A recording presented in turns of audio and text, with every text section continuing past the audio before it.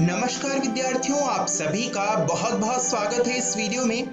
आज के इस वीडियो में हम हिंदी व्याकरण के एक बहुत ही महत्वपूर्ण प्रकरण पर बात करने वाले हैं। वो प्रकरण है वाक्य निर्माण। इस प्रकरण में हम वाक्य और वाक्य के भेदों का विस्तृत अध्ययन करेंगे, क्योंकि ये हमारी पाठ्यपुस्तक में बहुत ही महत्वपूर्ण स्थान रखता है, हमारे पाठ्यक्रम का विशेष अंश है। इसीलिए हम इस पर विस्तार से अध्ययन करेंगे और विद्यार्थियों, आप सभी से अनुरोध है कि ध्यानपूर्वक इस वीडियो को देखें। आइए जानते हैं कि आज की इस वीडियो में हम वाक्य के बारे में क्या-क्या पढ़ने वाले हैं। आज की इस वीडियो के विषय बिंदु इस प्रकार हैं। आज सबसे पहले हम वाक्य का अर्थ जानेंगे कि वाक्य कहते किसे हैं। इसके बाद हम वाक्य के भेद के आधार जानेंगे, यानी वाक्यों का भेद किन किन के आधार पर निर्धारित किया जाता है, यह जानेंगे। इसके बाद हम कर्ता और क्रिया के आधार पर जो वाक्य के भेद निर्धारित किए गए हैं उसका अध्ययन करेंगे। विद्यार्थियों, आइए शुरू करते हैं ये वीडियो। जब भी हम कुछ कहते हैं तो कहने के लिए हमें कुछ ध्वनियों से युक्त शब्दों का उच्चारण करना पड़ता है और उन शब्दों के उच्चारण से जो एक लयबद्ध स्वरूप उत्पन्न होता है उसे वाक्य कहते हैं। वाक्य हमारी अभिव्यक्ति का सबसे सरल माध्यम है, यानी हम वाक्यों के बिना अपने विचारों को अभिव्यक्त नहीं कर सकते। आइए अब हम इन वाक्यों के बारे में और विस्तार से जानते हैं। हम जान ही चुके हैं कि वाक्य का अध्ययन कितना आवश्यक है। आइए बात करते हैं कि वाक्य का अर्थ होता क्या है। वाक्य वाक शब्द से बना है। वाक का अर्थ होता है कहना। देखिए, आप सभी बहुत सारे शब्द स्क्रीन पर देख रहे हैं। हम सभी जानते हैं कि ध्वनि के सार्थक समूह को शब्द कहते हैं। पर विद्यार्थियों, क्या शब्द अभिव्यक्ति के लिए सरल माध्यम हो सकते हैं? क्या शब्दों के माध्यम से हम अपनी पूरी बात प्रकट कर सकते हैं? आइए एक उदाहरण से समझते हैं। स्क्रीन पर कुछ शब्द हैं, जैसे चंद्रगुप्त, महान, था, सम्राट, एक। ये सब शब्द हैं और इनका कुछ ना कुछ अर्थ निकलता है, पर इनसे किसी भी सूचना या विचार का आदान प्रदान नहीं हो रहा। सूचना और विचार के आदान प्रदान के लिए आवश्यक है कि शब्दों का एक व्यवस्थित क्रम बनाया जाए। उदाहरण के लिए, जब इन शब्दों को एक वाक्य में संयोजित किया जाए और इस प्रकार का वाक्य बनाया जाए कि चंद्रगुप्त एक महान सम्राट था, इन शब्दों के समूह से एक विचार और एक कथन की स्पष्टि हो रही है। हम समझ पा रहे हैं कि चंद्रगुप्त नामक एक व्यक्ति महान सम्राट था।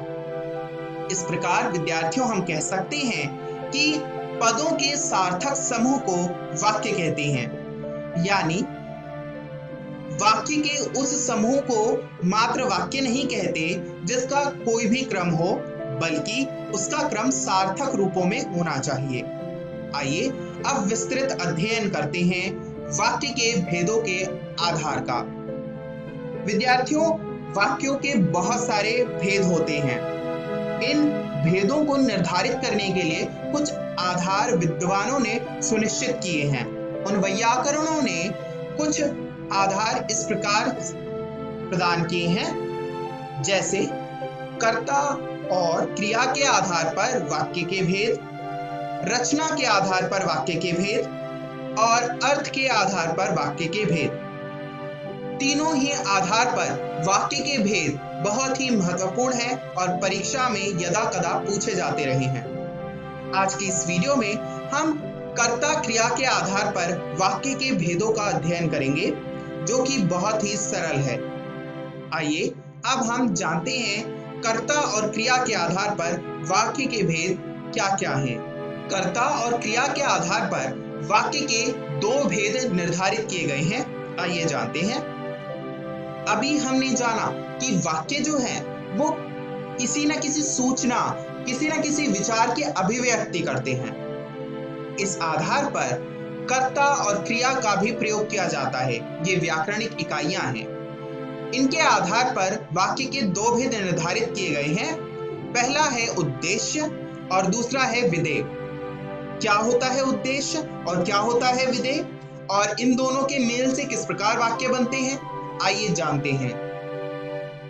सबसे पहले बात करते हैं उद्देश्य की। उद्देश्य का अर्थ सामान्यतः लक्ष्य होता है, किंतु व्याकरणिक तौर पर उद्देश्य का वाक्य संदर्भित अर्थ कुछ अलग है। आइए जानते हैं कैसे।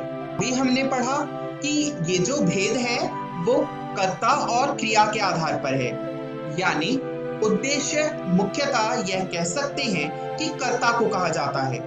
आइए कुछ उदाहरणों से इसे समझने का प्रयास करते हैं। स्क्रीन पर दिया गया वाक्य देखिए। कमल का फूल सुंदर है। यहाँ पर सुंदरता बताई जा रही है। किसकी बताई जा रही है? कमल के फूल की। किसकी सुंदरता बताई जा रही है? कमल के फूल की। अर्थात वाक्य में रेखांकित शब्द उद्देश्य है, यानी कमल के फूल के बारे में सूचना दी जा रही है कि वह सुंदर है। आइए अब एक और उदाहरण से इसे समझने का प्रयास करते हैं। अगला उदाहरण है, राधिका कृष्ण दीवानी है।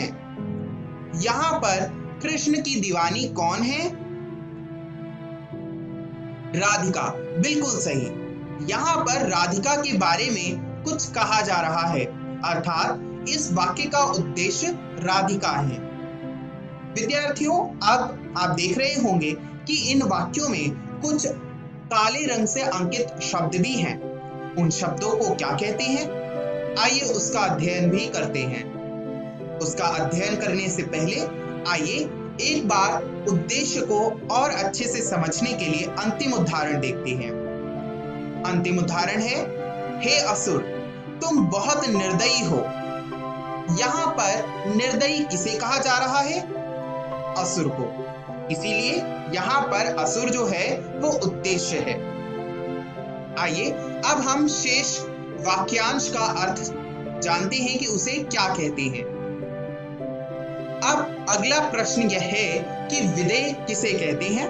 यदि आप विधेय जान लेंगे किसे कहते हैं, तो आप यह भी समझ लेंगे कि शेष वाक्यांश को क्या कहते हैं। नियम है कि वाक्य में उद्देश्य के बारे में जो कुछ कहा जाता है उसे विधेय कहते हैं। विधेय यानी शेष वाक्यांश। जो हमने पहले उदाहरण देखे थे ना, उसमें जो बचे हुए वाक्यांश थे उसे हम विधेय कहते हैं। आइए कुछ उदाहरणों से इसे समझने का प्रयास करते हैं। जैसे कमल का फूल सुंदर है।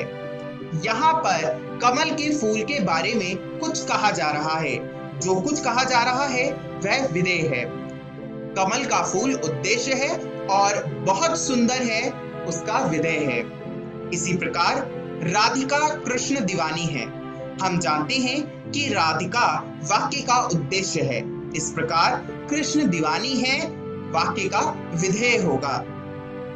अंतिम उदाहरण में हम देखते हैं कि हे असुर तुम, यह शब्दांश वाक्य का उद्देश्य है। वहीं शेष वाक्यांश तुम बहुत निर्दयी हो वाक्य का विधेय है। विद्यार्थियों, यही उद्देश्य और विधेय की अवधारणा है, यानी वाक्य के कर्ता और क्रिया के आधार पर भेद। आइए अब हम जानते हैं कि आज की इस वीडियो में हमने क्या सीखा। आज की इस वीडियो में हमने बहुत सी महत्वपूर्ण बातों को सीखा। पहला, हमने जाना कि वाक्य क्या होता है। शब्दों के सार्थक समूह को वाक्य कहते हैं तथा वाक्य के भेद के आधार क्या क्या हैं। हमने जाना कि वाक्य के भेद के आधार 3 हैं। पहला, कर्ता और क्रिया के आधार पर भेद। दूसरा, रचना के आधार पर भेद। तीसरा, अर्थ के आधार पर भेद। इसके बाद हमने इसी वीडियो में कर्ता और क्रिया के आधार पर वाक्य के कितने भेद हैं इसका अध्ययन किया। क्या आप बता सकते हैं कितने भेद हैं? पहला, बिल्कुल सही उद्देश्य और दूसरा विधेय। विद्यार्थियों, मुझे आशा है कि आपको यह वीडियो बहुत ही लाभकारी लगी होगी और घर जाकर आप इन भेदों का अध्ययन करेंगे, इसकी पुनरावृत्ति करेंगे। मिलेंगे अगली वीडियो में वाक्य के अगले प्रकरण के साथ। अगली वीडियो में हम रचना के आधार पर वाक्य के भेदों का अध्ययन करेंगे। तब तक अपना ध्यान रखिए, फिर मिलेंगे अगली वीडियो में। इस वीडियो को देखने के लिए बहुत बहुत धन्यवाद।